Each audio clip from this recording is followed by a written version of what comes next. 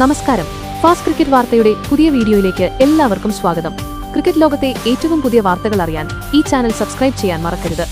Asia Cup cricket ഉദ്ഘാടന മത്സരത്തിൽ ഹോങ്കോങ്ങിനെതിരെ മികച്ച സ്കോർ പടുത്തുയർത്തി അഫ്ഗാനിസ്ഥാൻ.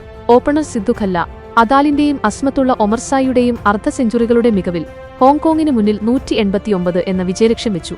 സിദ്ദു ഖല്ല, അദൽ 52 പന്തിൽ 3 സിക്സറുകളും 6 ഫോറുകളും അടിച്ചാണ് 73 റൺ നേടിയത്.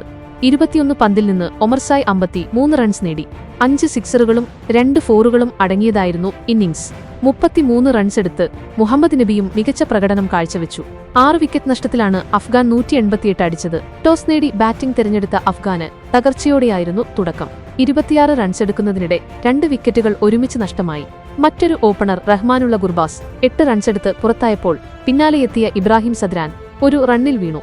ഹോങ്കോങ്ങിനായി ആയുഷ് ശുക്ല, കിഞ്ചിത് ഷാ എന്നിവർ 2 വീതവും അദീഖ് ഇക്ബാലും ഇഹ്സാൻ ഖാനും ഓരോ വിക്കറ്റും സ്വന്തമാക്കി.